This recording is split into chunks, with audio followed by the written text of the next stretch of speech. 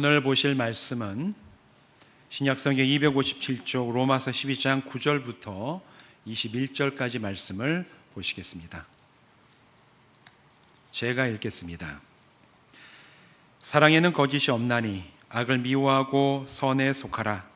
형제를 사랑하여 서로 우애하고 존경하기를 서로 먼저 하며 부지런하여 게으르지 말고 열심을 품고 주를 섬기라.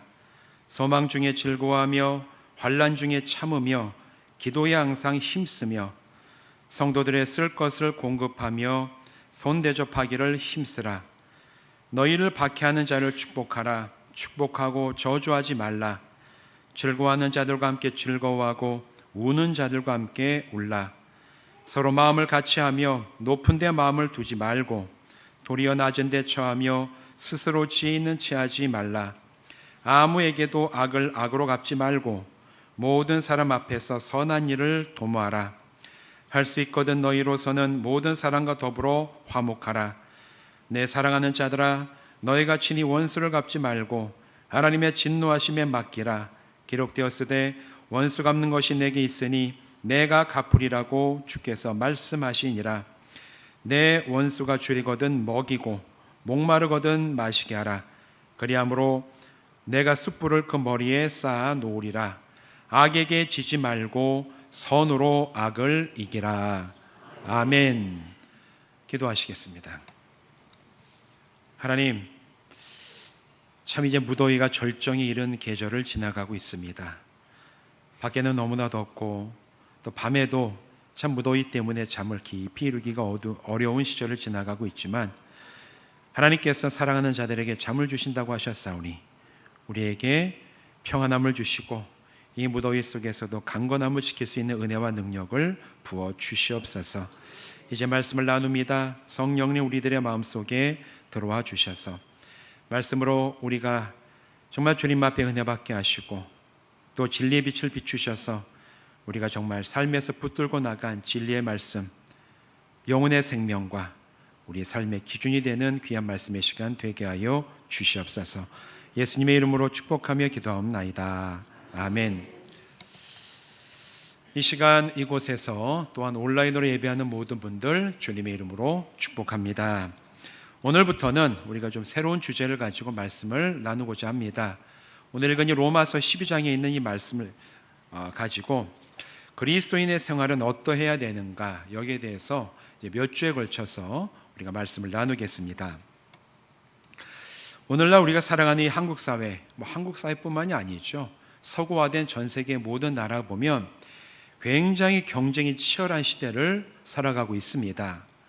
우리나라만 하더라도 지금 어르신들, 우리 어른들이 공부하던 때와 지금 우리들의 자녀들이 공부하는 이 공부하는 모습이 너무나 달라요. 얼마나 경쟁이 치열한지 어려서부터 온갖 학원을 다 다니면서 남들보다 1점이라도 더 높아야 내가 원하는 걸 이룰 수 있다라는 그런 생각 때문에 얼마나 이 경쟁 속에서 치열하게 살아가는지 모릅니다.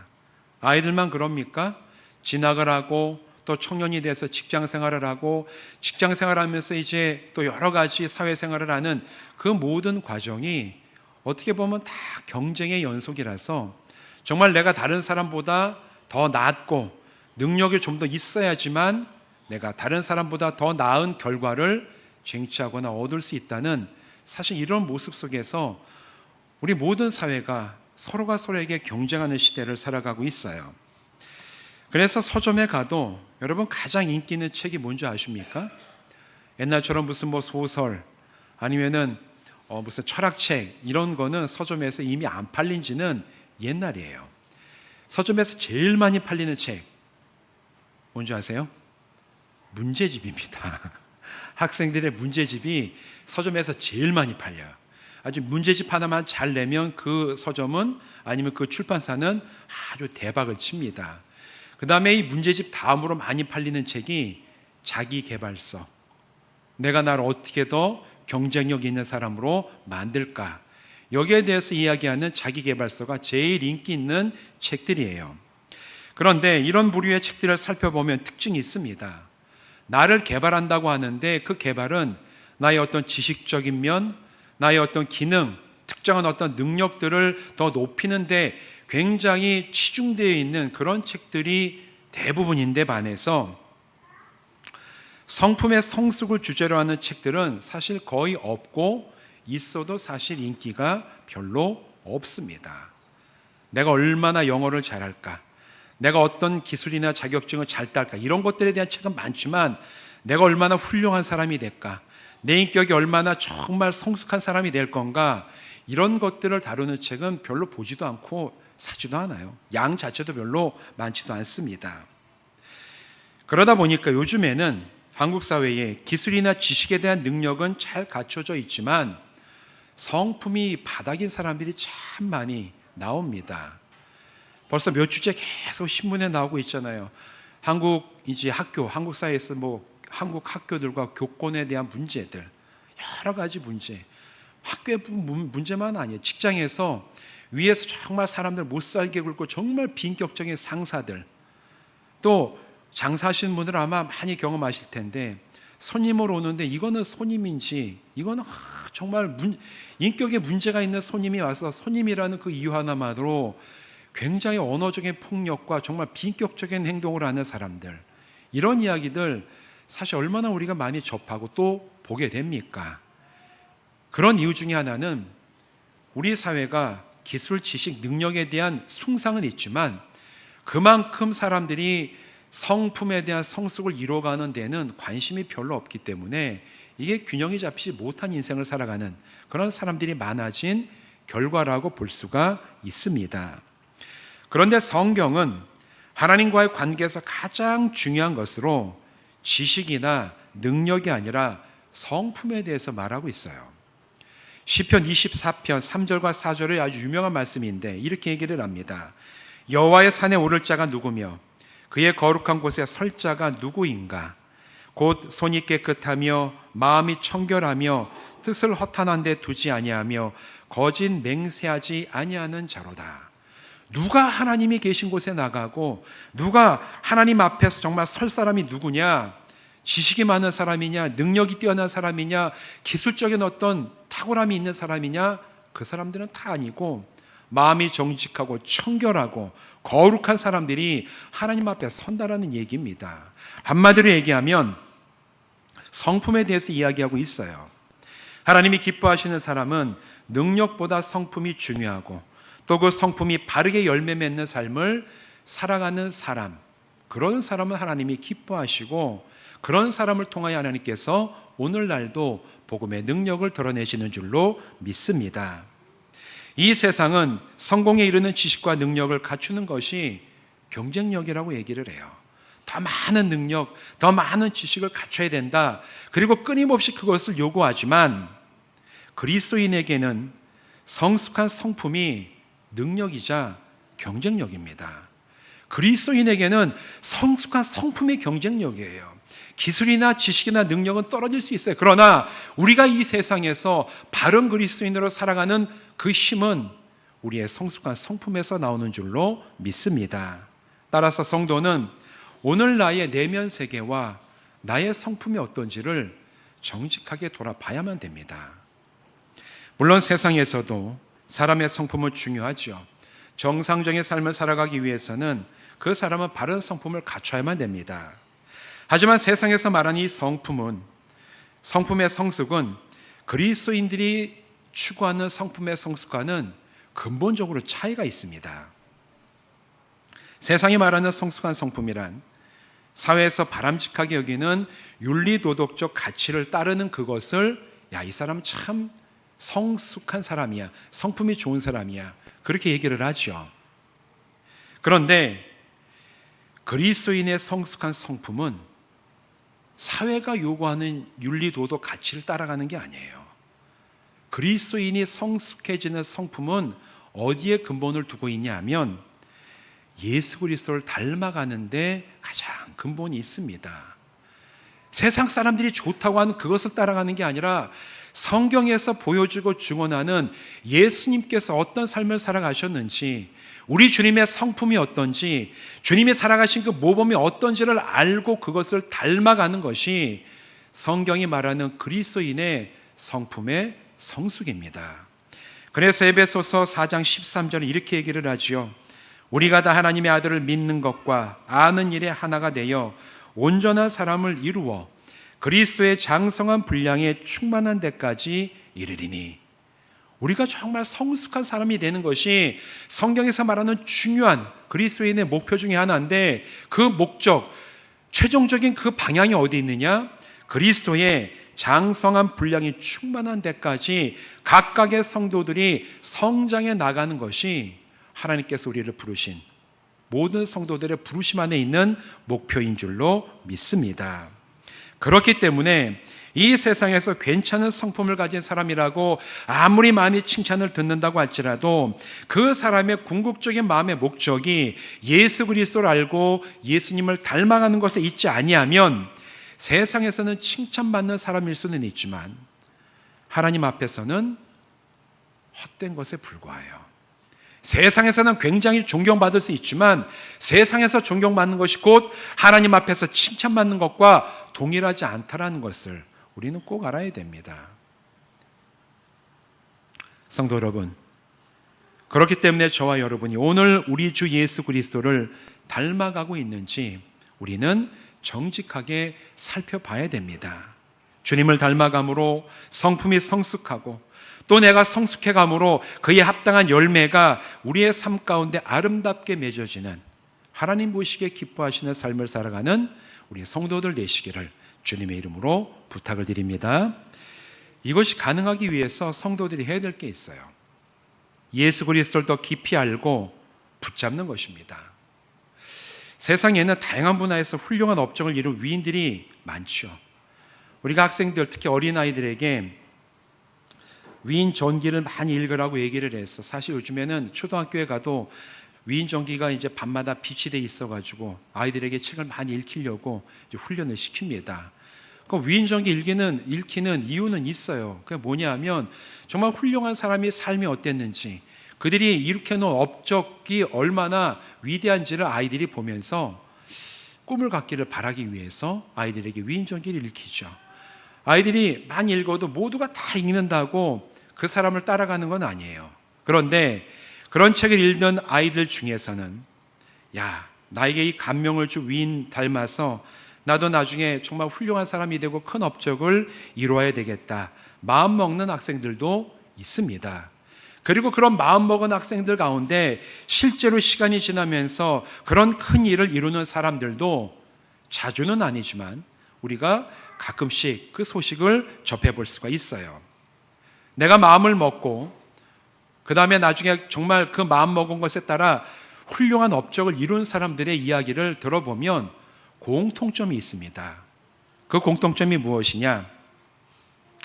자기가 닮고자 한 사람에 대해서 늘 생각하고 그 사람이 살아간 삶을 본받으려고 애쓰면서 그렇게 살아가다 보니까 결국 자기가 꿈꾸던 위인이 이뤘던 그 업적보다 더 훌륭한 업적을 낼 수가 있는 사람이 되었다라는 거예요. 저절로 있어서 훌륭한 업적을 내는 게 아니에요. 내가 그냥 마음만 먹었다고 해가지고 정말 그 사람, 내가 추구하고자 하는 그 사람의 그 결과 업적을 낼 수가 있는 게 아니에요. 그 사람을 생각하고 그 사람의 삶이 어땠는지를 알아가고 그리고 그 사람의 모범을 따라서 살아가는 사람만이 내가 마음에 품고 닮고자 하는 그 사람과 비슷한 삶을 살아갈 수 있는 것처럼 예수님을 닮는 것도 마찬가지입니다. 예수님을 기억하고 알아가고 생각하며 집중하고 따라갈 때 예수님을 닮는 실제적인 삶이 우리의 삶에서 이루어질 수가 있습니다. 그래서 이 히브리서 3장 1절은 이렇게 얘기를 하고 있어요. 그러므로 하늘의 부르심을 받은 거룩한 형제들아, 우리가 믿는 도리의 사도이시며 대제사장이신 예수를 깊이 생각하라. 예수를 깊이 생각하래요. 일주일 내내 상관없이 살다가 주일에만 잠깐 이곳에 모여서 예배드릴 때에만 예수님에 대해서 떠올리는 것이 아니라 아침에 우리가 눈을 뜨고 저녁에 눈을 감고 잠자리에 드는 그 순간까지 때때로 필요할 때마다 내 마음에 떠오를 때마다 예수에 대해서 생각하고 주님이 어떤 분이신지를 기억하고 우리 주님이 어떻게 살아가셨는지를 따라서 내가 예수를 기억하고 본받아 살아가는 그 사람의 삶에 정말 예수를 닮아서 영적이며 성품적인 성숙이 이루어진다라는 것이 성경이 말하는 핵심입니다. 그래야 성품의 성숙과 그에 따른 열매가 성도들의 삶 속에서 맺어질 수가 있어요. 그렇기 때문에 여러분, 우리는 예수님을 알아가기에 힘쓰고 주님을 더욱 깊이 생각하며 붙잡고 나아갈 때, 오늘 이 본문에서 사도 바울이 그리스도인들에게 고면하는 여러 가지 영적인 성숙과 그리스도인의 생활의 바른 모습이 저와 여러분의 삶 속에 맺어지게 될 줄로 믿습니다. 오늘 읽은 이 로마서는 사도 바울이 로마의 그리스도인들에게 쓴 편지지요. 사실 바울은 이 로마서를 쓸 때까지 로마를 한 번도 방문하지는 못했어요. 그런데 그곳에 그리스도인들이 있다는 소식을 듣고 그들에게 복음의 도리와 또 그 복음에 합당한 성도들의 삶에 대해서 바르게 알려주기 위해서 로마서를 기록하고 편지로 로마에 있는 교회들에게 붙입니다. 오늘 우리가 읽은 이 12장 말씀은 이 로마서의 본문 중에서도 예수 십자가 복음을 듣고 믿어서 하나님의 자녀가 된 성도들이 어떻게 생활하는 것이 가장 아름답고 바람직하며 영적인 것인가를 아주 힘있게 증언하는 그런 본문의 말씀이에요. 9장부터 제가 9절부터 21절까지의 말씀을 쭉 읽었습니다. 이 말씀 읽으면서 정말 이렇게 살아가는 사람이 우리 사회 가운데 있다면, 우리 마을에 있다면, 우리 직장에 있다면 그곳이 얼마나 바람직하고 사람이 살만한 곳이 될까? 우리는 한번 여기에 대해서 꿈꿀 필요가 있어요. 정말 사람들을 사랑하고 자기에게 악하게 대하는 사람도 품어줄 수 있고 용서하고 정말 서로가 서로를 위하고 아끼고 함께 즐거워하고 함께 울고 마음을 함께 나눌 수 있는 사람들이 우리 사회에 있다면 지금처럼 너무너무 비인격적인 일로 문제가 일어나는 이런 일들이 끊임없이 일어날 수가 있을까? 우리 직장에 문제가 있다면 그 문제를 해결할 수 있는 능력이 서로에게 늘어나지 않을까? 우리가 한번 여기에 대해서 꿈꾸면서 기대해 볼 필요가 있지 않겠습니까? 그런데 오늘 이 말씀을 보면 오늘 본문에서 명령하는 그리스도인들의 생활을 하기 위해서는 근본적으로 필요한 게 있어요. 사랑입니다. 그 사랑은 내가 가지고 있는 사랑이 아니라 일찍이 하나님께서 죽을 수밖에 없는 우리들에게 예수 그리스도를 통해서 우리를 살려내시고 우리를 자녀 삼아 주셨던 그 은혜와 희생의 사랑을 맛본 사람만이 오늘 이 본문 말씀에서 이야기하고 있는 그리스도인의 가장 바람직하고 영적인 생활을 해나갈 수가 있다는 사실이에요. 그래서 이 명령들, 본문에 나와 있는 명령들은 십자가 위에서 예수님을 통해 부어주신 하나님의 은혜와 희생의 사랑을 경험하지 못한 사람에게는 스스로가 이루기에 굉장히 어렵고 거의 불가능한 명령들이 오늘 본문에 나와 있는 말씀들입니다. 나를 살리신 하나님의 그 사랑이 나에게 임했을 때 그 사랑이 다른 이들을 사랑할 수 있는 능력이 되어서 나에게서부터 흘러나가게 될 줄로 믿습니다. 사람들을 사랑하는 것은 나의 능력을 초월하는 거예요. 물론 우리들의 마음속에서 사랑이 있지요. 그런데 그 사랑은 내가 사랑할 만한 사람을 사랑하는 그 능력을 넘어서기 힘들어요.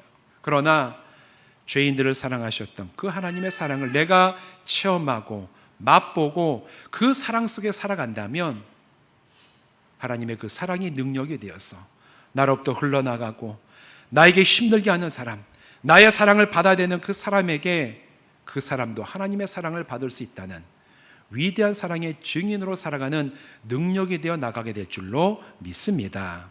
바로 이런 사랑이 우리에게 필요하고 이 사랑이 있을 때만 오늘 이 말씀을 행할 수 있는 사람이 될 수가 있어요. 또한 공생애에서 보여주셨던 예수님의 삶이 예수님을 깊이 생각하고 닮아가려는 그리스도인에게 모범이 되어서 다가올 때 우리는 그 모범을 따라서 온전한 삶을 살아가는 그리스도인이 될 줄로 믿습니다. 그 중에서 오늘은 우리가 15절의 말씀을 한번 생각해 보려고 합니다. 15절 말씀 우리 함께 읽어보실까요? 시작. 즐거워하는 자들과 함께 즐거워하고 우는 자들과 함께 울라. 자기중심적이며 공감이 사라지는 이 시대에 더욱 필요한 성품의 열매죠.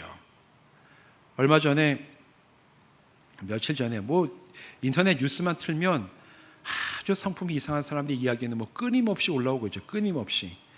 어떤 무슨 카페 같은 데서 얼마 전에 수원인가요? 보니까 그러던데 카페 운영하는 어떤 분이 이제 CCTV 찍어가지고 이제 올린 거예요. 보니까 카페 이제 운영하는 사장님이 이제 음료를 주문 받아가지고 하는데 이제 고객한테 이제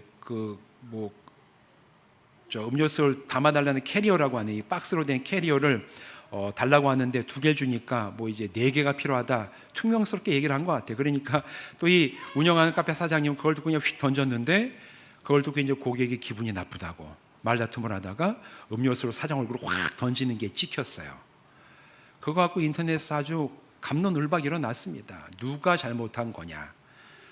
고객이 잘못한 거냐? 그런 고객한테 그런 반응을 하게 한 이제 그 사장이 잘못한 거냐? 서로 누가 잘못하냐 얘기를 하는데 제가 보기에는 둘 다 잘못한 거죠. 둘 다 잘못한 겁니다. 내가 이렇게 기분 나쁘게 행동하면 상대방이 마음이 상할 수도 있겠다라는 것을 공감하지 못하는 사람과 또 그런 일을 당했다고 해서 내가 분노가 폭발해서 음식을 사람에게 던지면 그 사람의 마음은 또 얼마나 비참해지고 끔찍해질 건가에 대한 전혀 고려하지 못하고 배려하지 못하는 이 배려하지 못하는 사람들끼리의 충돌이 사실 뉴스에 나올 일들을 만들어내는 원천이에요. 누가 잘못이냐? 다 잘못이에요. 배려하지 못하고 공감하지 못하는 사람들이 모여 있으면 그런 일들이 벌어지는 겁니다. 그래서 오늘날에 서로가 공감하고 상대방이 어떻게 생각할지를 배려해 줄 수 있는 그 사람은 이 사회, 직장, 가정에 굉장히 필요한 사람이에요. 그래서 오늘 15절 말씀 우리들에게 더 크게 다가오는데 여러분 글로만 보면 그렇게 어려워 보이지 않습니다. 즐거워하는 사람과 함께 즐거워하고 우는 자들과 함께 울라. 그냥 같이 가서 해주면 되겠구나. 글로 보면 그렇게 어려울 것 같지 않아요. 하지만 이 말씀을 성경이 말하는 수준까지 함께 즐거워하고 함께 울어주는 것은 쉽지 않아요. 그냥 가가지고 그 자리에서 그냥 사람들 앞에서 그냥 내가 잠깐 슬퍼해 주다가 오는 것, 기뻐하는 사람한테 그냥 기뻐해. 마음엔 전혀 공감하지 않으면서 말 한마디 그냥 덕담식으로 건네는 게 성경이 말하는 그런 함께 즐거워하고 우는 거의 모습이 아니죠. 정말 마음을 다해서 기뻐해 주고 정말 마음을 다해서 함께 슬퍼하며 울어줄 수 있는 사람이 되라는 것이 여러분 이게 성경이 말하는 오늘 말씀의 핵심이에요. 여러분 이렇게 애기들이 뒤에서 울 때 쳐다보지 마십시오. 애기가 얼마나 답답하면 또 저렇게 얘기할까. 이것도 공감하는 능력이 있어야 됩니다. 서로가 서로에 대해 배려하고 공감을 하려면 다른 사람들이 어떻게 생각할까에 대한 생각을 해봐야 돼요. 그러기 위해서는 그리스도인은 자기중심적으로 생각하고 판단하는 것을 멈춰야 돼요. 그리고 다른 사람의 내면 세계와 감정을 살피고 공감을 해야 됩니다. 그래야지만 그냥 겉으로 드러나는 덕담식으로 지나가는 얘기가 아니라 진심으로 함께 즐거워하고 함께 슬퍼할 수가 있어요. 내 판단, 내 감정, 내 생각, 나의 이익이 중심이 된 우리 시대에는 사실 여러분 이게 결코 쉬운 일이 아닙니다. 특별히 성경에서 예수님께서는 과연 이런 일들에 대해서 어떤 모범을 보여주셨을까? 우리는 한번 살펴볼 필요가 있지요. 여러분 성경에서 보면 복음서에서 예수님이 기뻐하시는 모습을 읽어본 적 있으십니까? 성경을 쭉 읽어보시다가 예수님이 복음서 4곳이 있는데 복음서에서 예수님 참 기뻐하셨다 이런 얘기 읽어보셨어요? 성경 연구하다 보면 예수님의 이제 감정에 대해서 연구하는 파트들이 있는데 예수님께서 보이신 감정은 여러 가지가 있죠. 근데 기뻐하신 모습은 거의 안 나타납니다. 기뻐하신 모습이 거의 없어요. 분노하신 거 있습니다. 슬퍼하신 것도 여러 곳에 나와요. 근데 특별히 기뻐하신 모습이 복음서에는 잘 안 나와요. 그래서 이제 성경을 연구하는 신약학자들이 예수님은 참 심각한 표정으로 사셨는가 이런 것들에 대해서 연구를 하는데 아마도 죽어가는 사람들과 그 시대 상황 속에서 예수님께서 기뻐하실 만한 참 일이 없었겠다. 그래서 주님이 기뻐하셨다는 얘기가 별로 나오지 않는 것 아닌가 이렇게 해석을 합니다. 그런데 제가 성경을 쭉 컴퓨터로 사전 갖고 찾다가 한 군데 예수님이 기뻐하셨다라는 본문이 있어요. 누가복음 10장인데 이 누가복음 10장에서 예수님이 제자 70인을 각 동네 보내시면서 권세를 함께 주시죠. 그리고 70인이 나가서 각각의 동네에서 병을 고치고 귀신을 쫓은 일을 행한 다음에 다시 모여가지고 예수님에게 기쁨으로 보고를 합니다. 주여, 우리가 주님의 이름으로 귀신을 쫓으니 귀신들이 다 떠나가더이다. 이 얘기를 보고를 들을 때 예수님께서 아주 마음에 기뻐하셨다. 이 얘기가 누가복음 10장에 아주 드물게 예수님이 기뻐하시는 말씀으로 기록이 되어 있습니다. 아, 예수님이 이런 일에 제자들과 함께 기뻐하셨구나. 그래요. 저도 보면서 설교 준비하면서 예수님이 이런 일에 기뻐하셨구나. 예수님께서 기뻐하신 것은 귀신이 제압이 되고 정말 비참하게 살아가던 그 사람들 마음속에서 죄가 떠나가고 귀신들이 떠나가고 병자가 나을 때 예수님께서 그런 걸 보시면서 기뻐하시는구나. 이런 걸 우리가 성경에서 볼 수가 있죠.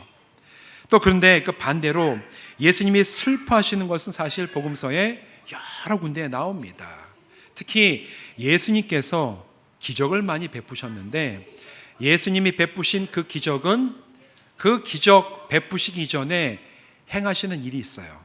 어떤 일이 하면 먼저 기적을 베푸시기 전에 다른 사람들을 보시면서 슬퍼하시고 때로는 마음 아파하시는 일이 반드시 있은 다음에 그 다음에 기적을 베푸시는 일들이 일어났다고 성경은 여러 곳에서 증언을 하고 있습니다. 대표적으로 요한복음 11장에 마르다와 마리아의 오빠 나사로가 죽었을 때 이 두 자매가 오빠의 죽음 때문에 슬퍼하고 눈물을 흘리며 애통하는 것을 보신 주님은 비통히 여기시고 불쌍히 여기시면서 그들과 함께 눈물을 흘리셨다고 성경은 증언을 하고 있어요.